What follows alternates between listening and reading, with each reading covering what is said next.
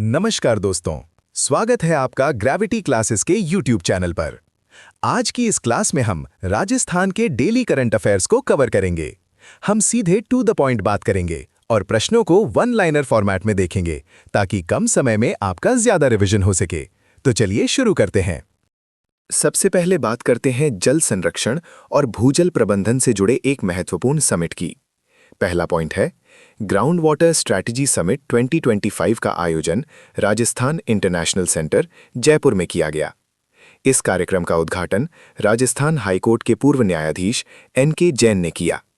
इस समिट का मुख्य फोकस गिरते भूजल स्तर, जल संरक्षण और जल सुरक्षा रणनीति पर रहा।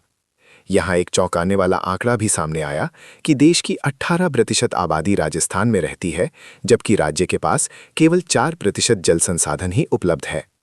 इस संदर्भ में एक विचार ये भी रखा गया कि हिमालयी नदियों के बाढ़ के पानी का वैज्ञानिक प्रबंधन करके उसे जल संकटग्रस्त राज्यों तक पहुंचाया जाए। साथ ही वैज्ञानिकों ने क्लाइमेट रिजिलियंस यानी जलवायु परिवर्तन के प्रति लचीलापन विकसित करने की आवश्यकता पर भी जोर दिया।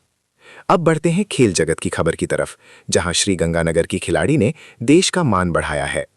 खिलाड़ी का नाम याद रखिएगा, डॉक्टर सुमन काल्डा, जो श्रीगंगानगर की रहने वाली हैं और केटलबेल खेल से जुड़ी हैं। इन्होंने हंगरी के सेगलेट शहर में आयोजित अंतर्राष्ट्रीय केटलबेल वर्ल्ड चैंपियनशिप IKMF 2025 भाग 2 में कांस्य पदक प्राप्त किया है।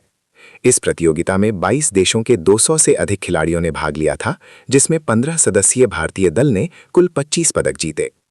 अब देखते हैं प्रशासन और डिजिटल सुविधाओं से जुड़े कुछ अहम अपडेट्स। अब Jan Aadhaar card digi locker पर भी उपलब्ध होगा, जिससे आपको इसकी हार्ड कॉपी रखने की आवश्यकता नहीं होगी। ऊर्जा विभाग से जुड़ी खबर यह है कि जयपुर विद्युत वितरण निगम प्रदेश का पहला डिफेक्टिव मीटर मुक्त वितरण निगम बन गया है। सड़क सुरक्षा को लेकर राज्य में 1 से 31 जनवरी 2026 तक सड़क सुरक्षा माह आयोजित किया जा रहा है। इस बार इसकी थीम है सीख से सुरक्षा, टेक्नोलॉजी से परिवर्तन। व्यापार जगत की एक अपडेट देखें तो केंद्र सरकार ने 12 नवंबर 2025 को निर्यात प्रोत्साहन मिशन के तहत बाजार पहुंच सहायता पहल की शुरुआत की थी।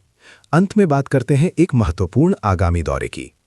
14 से 16 जनवरी 2026 को नई दिल्ली में राष्ट्रमंडल देशों की संसदीय संस्थाओं के प्रतिनिधियों का सम्मेलन होगा। महत्वपूर्ण बात यह है कि इस सम्मेलन के दौरान प्रतिनिधि 17 से 18 जनवरी तक राजस्थान का भ्रमण करेंगे और यहाँ की संसदीय परंपराओं का अध्ययन करेंगे।